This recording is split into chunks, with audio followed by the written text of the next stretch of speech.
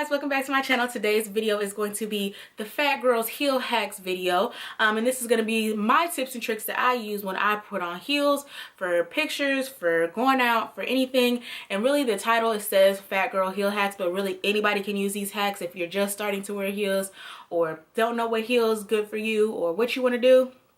This is the video for you. So if you want to get some tips and tricks, just keep on watching.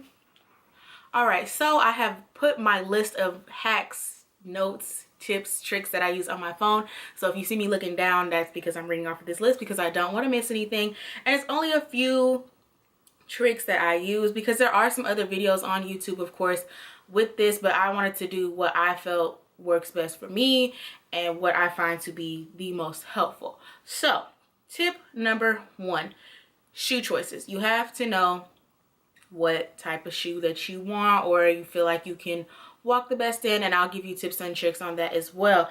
But you have your closed-toed, your open-toed, your single sole, platform, your standard heel, and your black heel, and your wedge. Now for this video I won't have any wedges because I don't wear wedges. I actually buckle, like, you know, the little almost fall type thing, in wedges more than any other type of shoe. So I don't own any wedges, and I personally just don't like the way they look. Honestly, I would rather do like a block heel. So I won't have any wedges, but I pretty much have every other shoe type. So knowing what heel, what type of shoe is most comfortable for you, works the best for you, is how you're gonna wear them longer and do better in them while you're walking or sitting or whatever the case may be. So you want to start off with we'll go ahead and show you some. Your closed-toed. So here are a pair of closed-toed heels. As you can see, your foot goes into a point. It's closed, and yeah, this heel actually isn't that high. These shoes are from Lola Boutique. I believe this is maybe like a 4 to 4.5 inch heel. Not super duper tall, and these are actually pretty comfortable. So you have your closed-toed. And then next you have your open-toed, of course. This is an open-toed platform heel. So that's 2 types for you. Open-toed and platform. Platforms are going to be easier for you to walk in because your foot is more even, rather than a single sole where the ball of your foot is going to be completely flat on the ground, and then your foot will be at an arch, which is a little bit more uncomfortable to walk in. Standard heel, no chunk, just a regular high-heeled shoe. Single sole, no platform, standard heel. And then of course you have the block, which is all the trend, especially this clear block. But these are going to be these are the easiest for me to walk in, and they give me the most comfort, just because you have more to support your foot on and rest your weight on. So it's going to give you a little bit more comfort, even though it still is a single sole situation. It's not raised like a platform, so this will be even. The black heel is the most comfortable for me to walk in, and of course the most comfortable of all is like the booty. Short heel, closer to making your foot even, easier for you to walk in. Number 2, after you figured out like what shoe you're gonna wear or what works best for you, I have a variety because I'll get to that later, but depending on the event is what shoe I'm going to choose to wear. My eye just keeps watering. Oh my god. So number 2, stretching your shoes. Whenever you get a fresh new pair of heels, especially closed-toed heels, you want to go ahead and stretch them out. So a trick that I use is I'll take a regular ankle sock and I'll flip it like halfway over. I'll insert a clip of it, but flip it halfway over and put it over my toes, and then put my shoe on. So this portion where your toes are going to be like more closed in, whereas you're used to them like laying flat, they're going to be a little more scrunched in a closed-toed shoe. You want to go ahead and stretch it out so that your toes have more room and you don't get blisters and things of that nature. And what I do to stretch them out is to put that sock on and then, you know, walk around the house, or really you could just chill in them, watch TV, do your makeup, clean, anything like that, just to give the shoe, like, wiggle your toes around it and just stretch the shoe out. Literally, you're just stretching it out, getting the shoe to form more to your foot. Tip number 3, which is practice. Practice walking in your heels, especially if you're new and you have a different type of heel that you don't normally wear. Oh my God, my eye. A heel that you don't normally wear or don't like to wear, I would suggest practice walking in them. This single sole is going to be the plus size girls. Well, really, all heels are uncomfortable, but for really like plus size girls, since you have that extra weight, this small heel and trying to support your weight on it is just really uncomfortable. So I would suggest practice walking in these, especially walking on different types of ground. So you have like, it's easier to walk on carpet versus a hardwood versus tile versus cement, and then like the ultimate downfall of all heels, really any shoe wearing, is like cobblestone, brick walkways and stuff like that.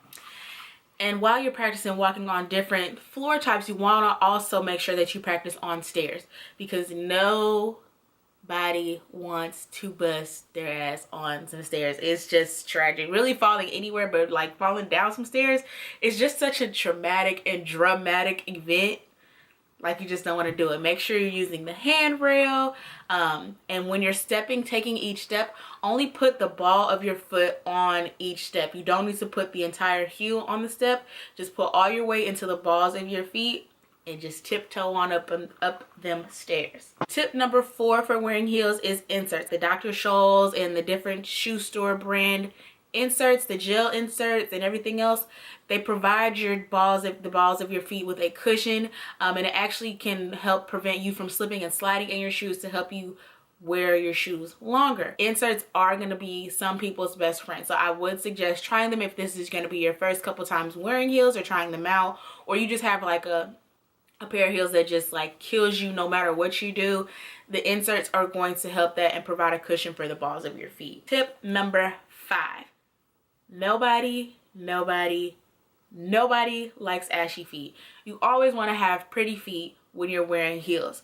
But the trick is to not put on lotion or oils or anything right before you're about to wear your heels. That is going to cause you to slip and slide. You're going to be trying to catch your grip and doing all this and that in heels, and it's just not a good look at all. You're going to walk weird. You're going to be self-conscious about it, because you're going to be thinking about, oh, am I going to fall? Oh my gosh, I'm slipping and sliding. So, and what I do when I know I'm about to put on heels for the evening is, as soon as I get out of the shower, before I get dressed, do anything, the first thing I'm doing is putting on lotion. I put on lotion especially first on my feet, and then I put on a pair of like the fluffy, kind of like therapeutic socks. So that's going to absorb the excess of moisture while still keeping moisture in your feet, and it's going to take it off the bottom of your foot, so that when you put on your heels, you're not slipping and sliding in your shoe. So you're going to put your lotion on and put your socks on before you do anything. So you do that, and then while the time you're taking to, you know, brush your teeth and do your hair and do your makeup and then get dressed and you're about to walk out the house, that's when you want to take your socks off and put your shoes on, and you won't be slipping and sliding in your shoes. So it takes all the excess moisture out of the dangerous moisture, and leaves you with pretty nice moisturized cute feet. Tip number 6 is to buy the correct shoe size. When you're picking out heels, when you're wearing heels, it's always better to go a little bit bigger than it is to do a little bit smaller. So if you buy a shoe that's going to be too small, you're going to get blisters on the sides of like your big toe and your pinky toe. It's really going to hurt, and your feet are they're going to suffer, and they're not going to be cute. And it's about to be summertime, and you have to have pretty feet, because me being the childish person that I am, I'm the one on Snapchat zooming in, talking about some woos, when I don't even like feet. I don't have the prettiest feet, but I keep them together. So if you want to keep your feet together this summer, make sure that you're buying the correct shoe size. Don't play yourself. Just don't play yourself. Just don't do it. Don't do it. Don't do it. So you want to make sure it's not too small, and that it's not too big, because if you get a shoe size that is too big, the heel of your shoe that is supposed to be supporting your heel when you walk, and your ankle, if there's any ankle portion on it, if it's too big, that is creating a danger for yourself, as you don't have the support, so you can buckle, you can fall, you can slip, you can slide, and it's just not a good thing. Heels are already dangerous in themselves, so getting one that is too big is extremely dangerous. So you want to try and get a shoe that is just a little bit bigger if you have to go up a size or a half size or whatever the case may be. but not too big to where your ankle and foot is not supported by the shoe, because you just are creating a dangerous situation for yourself. And then my last tip, number 7, is choose the appropriate heel for the event that you're going to. If you know that you're going to be able to sit down and get up, dance, walk around, whatever, and you have a place to come back and sit down and rest your feet for a minute, you can pull out those stunners. You can pull out your stunner shoes, your highest heel, whatever the case may be, so that you can strut around and have the cutest outfit and then come back, sit down, and give your feet a break. If you know that you're going to be standing up for long periods of time or walking long distances, you want to choose your more comfortable heels. You want to choose those block heels, those wedges, those booties, so you can walk around and still be comfortable, and you won't create fatigue within your legs and feet. And again, that's going to support your ankle and just have a more longevity wear for your shoes. You don't want to pick a long distance. We're going to be walking long distance or don't have a chance to sit down and give your legs and feet a break and walking in single sole heels. Heels are damaging to your feet, and walking long distances in single sole heels where your foot actually has about zero support, you're literally just walking on your tippy toes for however long you're out. So don't do that to yourself. It's not good for your feet. It's just not good. It's not fun. You're going to be complaining. You're going to be self-conscious about it. You're going to be thinking about it the whole time, and you may not be able to enjoy the actual event that you're at.